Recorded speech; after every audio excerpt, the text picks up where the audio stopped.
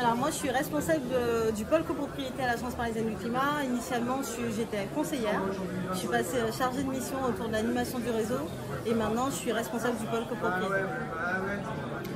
Moi aussi j'ai été conseiller pendant 2 ans et aujourd'hui je suis responsable d'activité sur les systèmes d'information et sur la production d'études en lien avec l'Observatoire Coach Copro, produire des analyses sur la dynamique de rénovation.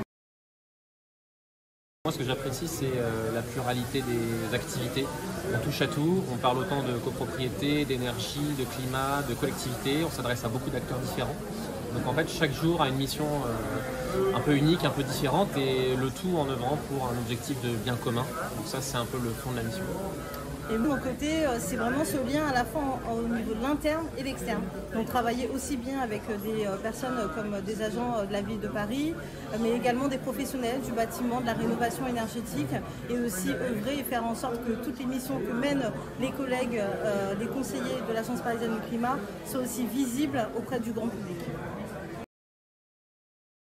Alors, la ville de Paris est l'un de nos financeurs. Donc on œuvre, on va dire, en binôme et on a été notamment créé à l'initiative de la ville de Paris pour travailler sur la mise en œuvre du plan climat air énergie de la ville.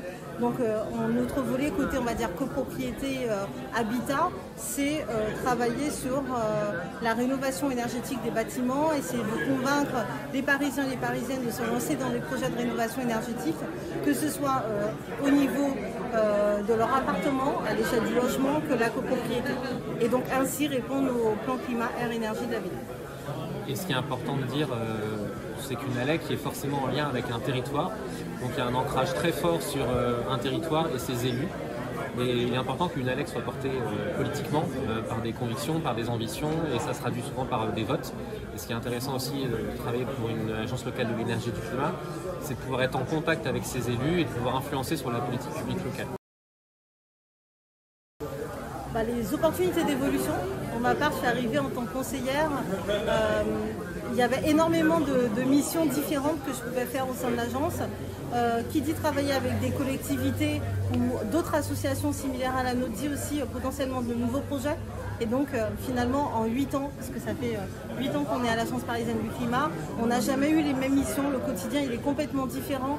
Un jour on peut travailler avec des particuliers, l'autre jour avec des copropriétaires, des professionnels, et donc c'est un réseau qui est très riche, et au quotidien on continue d'apprendre, après 8 ans au sein de notre structure. Moi je dirais que ce qui est enrichissant et qui fait qu'on a envie de rester dans une ALEC, c'est que c'est un réseau qui grandit, c'est des structures qui grandissent, qui ont des nouvelles missions, qui évoluent, avec un contexte politique aussi national et local qui évolue et qui va plutôt dans le bon sens sur certains territoires. En tout cas c'est le cas à Paris, on a une politique publique qui est assez forte. Et donc on a envie de contribuer à ces différentes actions, on sent qu'il y a des choses qui évoluent, chaque année est différente, donc c'est ça qui est assez stimulant.